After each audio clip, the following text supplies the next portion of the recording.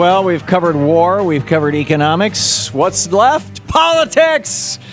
Tim Carpenter is in the studio with us. He's the National Director of Progressive Democrats of America, a group that is not affiliated with the Democratic Party, but they sure do push them hard and ride them hard. Tim, great to have you back with us. Tom, thanks so much. Thanks for the opportunity again. And the website, of course, pdamerica.org. But don't go there for another 6 minutes. Why is that? Because we got to talk before they run off to the race. Okay.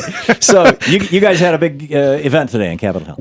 Well, last month, as you know, we were out here with our Progressive Roundtable. Today, 4 months in a row, PDA was in the Cannon office building meeting with our Progressive Caucus members, Ellen Grayson, among others.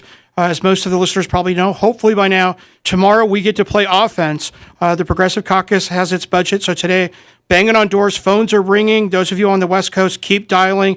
I can let you know every office I went, they were jamming up those phone lines. Okay, I thought the vote was today. It's going to be tomorrow? Tomorrow, officially been moved till tomorrow, so we've got everybody on the West Coast, keep going. Just so everybody understands, the Progressive Caucus has presented a budget. It's called the Back to Work budget. Correct. And this budget is actually a progressive budget, and it'll actually solve many of the problems of America, and it raises wages, and this is just a great budget. And John Boehner's actually going to allow a vote on this thing, and that vote will be tomorrow. So you can go to callcongress.org. Do you have phone numbers over at pdamerica.org as well? No, we don't. We're virtual, but pdamerica.org for updates. The important stuff on this particular Call Your Member of Congress, as we spoke last month, Tom, is to get off of this whole discussion of austerity. We need to talk about prosperity. This budget creates jobs, does do the deficit reduction, but doesn't cut Social Security, Medicare, Medicaid.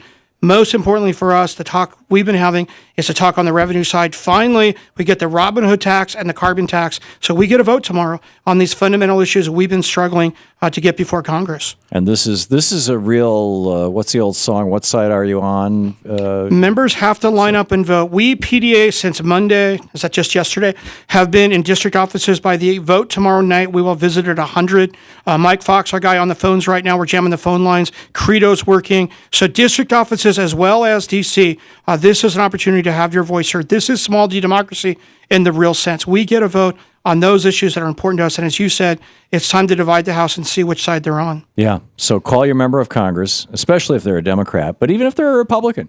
The Republicans could vote for this as some sort of nefarious scheme to blow up the actual Democrat, because there's another Democratic budget.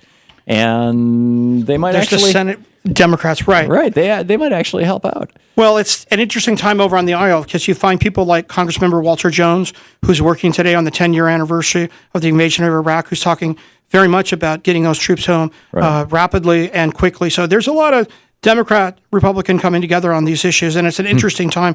And as you said, most importantly, is to really pick up the line, make a difference. If you can get out to your district offices tomorrow, the vote should be in the evening. There'll be 8 progressive members of the Progressive Caucus, led by Keith Ellison and Raul Grijalva, who will take to the well, watch it on C-SPAN. This is the real thank Happer and Mr. Smith goes to Washington moment for folks to get in front of their TVs tomorrow and keep ringing those phone lines. Right. We've had Keith Ellison and Raul Grijalva on both of them on this program in the last week, talking about the progressive budget, and this is a BFD. This is the real thing. This is an actual solid budget. Paul Ryan's budget says, "Well, we're going to cut, but we're not going to tell you what we're going to cut, and we're going to raise revenues." Empty holes in that budget if you look closely. Oh, it's incredible! It's incredible. I mean, there's all these asterisks that lead to footnotes that say to be decided later.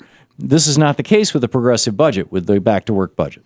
No, it's laid out very systematically. Again, if you go to the Progressive Caucus, the CPC, it's all out there. There's an 18-page executive summary. You can take a look at it. Do you have a link to that off pdamerica.org? Yes. If you come to pdamerica.org, it's all over our website. There's a link called Educate Congress. We're not lobbying, we're educating. All those materials are there. The most important thing is to let your member of Congress know you're watching this time. No longer do we need to talk about cutting Social Security, Medicaid, Medicare. We have a plan to move us from this whole, as we said, debate of austerity to prosperity. These are programs as progressive Democrats we need to be proud of and speak out for Social Security, Medicare, and Medicaid. So tomorrow, ring those offices. The Robin Hood tax, as we've talked on here, it's time to tax Wall Street, and the carbon tax to go after the polluters so we have the real revenue stream. Anywhere, if you look at the Robin Hood tax from $300 to $350 billion, a carbon tax they're talking about another $100 billion. There's the monies that we need to really build This plan specifically talks about 7 million new jobs, specifically talks about putting us back to work, talks about infrastructure building in real terms, none of the Paul Ryan magical numbers and cutting on Social Security and Medicare. Right. Now, this is a real budget. So now is the time to call your member of Congress. And you can go to callcongress.org. There's some 800 numbers, and then there's the main switchboard number. And if you're not even sure who your member of Congress is, no problem. Call the congressional switchboard and just say, here's my zip code, and they will tell you who your member of Congress is, and they will connect you with them. So it's a very simple, very straightforward process. Check out PD America, Progressive Democrats of America, pdamerica.org, also for information on the progressive budget. And so we're talking with Tim Carpenter, the National Director of the Progressive Democrats of America. Tim, what's next? For us, Progressive Democrats of America, we're electing a new senator out in Massachusetts. We have a primary in April 30th. We're working real hard for Ed Markey, who's been out front talking about shutting down the tar sands XL pipeline. Been very out front on this whole question of getting our troops home. So for PDA, Progressive Democrats, we have an election. You don't have to live in Massachusetts. John Kerry's seat. This is the seat that our new Secretary of State has vacated. Again, you don't have to live in Massachusetts. Get on the phones. Again, we have Mike Fox who will organize you. You can call from your home. You can call those voters in your area. For PDA, we're going to be on the ground to make sure that we get Ed Markey. Can you imagine a Senate with Ed Markey and Elizabeth Warren? He's a good guy. He's a very progressive Democrat.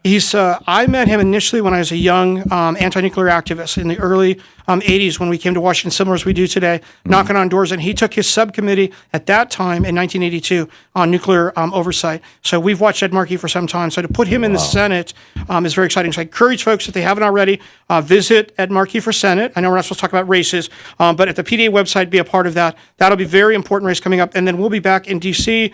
on the 19th, National Lobby Day for the Robin Hood tax. Keith Ellison will roll it out again. He was with you at Progressive Central where we talked about it during the inaugural. So we're back here on the 19th and the 20th. So we're keeping busy at PDI. Over the weekend, we had a couple of, you had John Boehner and I believe it was Reince Priebus. It was another one of the Republicans on one of the Sunday shows saying, we don't have an immediate budget crisis or deficit crisis or whatever, and which is completely opposite of what they've been saying for the last 4 years. My conspiracy theory is that the president has said he's been lobbying individual members, and that Republicans, and that he might have gotten enough of them to go along with some Democrats to say, okay, we'll put the change CPI, we will cut. I will be the first president to cut Social Security. If you guys will, you don't have to actually raise marginal tax rates. You can say that you've bowed down to Lord Grover, but let's close some of the loopholes. Let's do away with the old depletion allowance or things like that. And he's going to have some sort of a grand bargain that he thinks is going to be like the way Lincoln negotiated the 13th Amendment. Do you see something like that coming down the road? And if so, what do we do? We have a minute. Definitely, certainly concerned. In less than a minute is the letter that Alan Grayson is pushing through to make sure there is a line in the sand, unlike single payer, that the Progressive Caucus holds. Currently, there's only 32 members in the Progressive Caucus who said they'll hold that line. So we got to make sure we shore up ourselves. And yes, that's our biggest fear, that the deal's been cut. We've watched this president now for 5 years. So take to the streets, get a hold of your member of Congress and let them know. We're going to keep an eye on that. And no giving in at all on anything in regards to Social Security. There's no problem there. Something that we need to be proud of. And yes, we're definitely concerned, and we have a lot of work to do. Yeah, no change CPI. And you can call the White House on that. Absolutely. And the decision's coming down now on tar sands, the XL pipeline. Call the president, tell him to hold the line there. We're going to have a decision. That'll be the first big decision for Secretary of State Kerry, which way we're going to go there. And we were meeting about that today. People are taking their pledges, whether it be risking arrest or whatever, to continue to raise the stakes. Hold the president accountable on that question as well. There you go. I mean, the president's not going to behave like a progressive unless progressives push him to behave like a progressive. So join PDA and push. There you go. PDAmerica.org. Show up, participate. This is your tag, your it moment. PDAmerica.org. Tim Carpenter, thanks so much for being with us, Tim. Thank you. Great having you with us. 15 minutes past the hour. We'll be right back.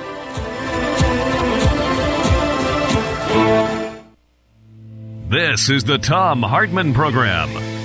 PDAmerica.org. Get there. Sign up. Participate. We'll be right back.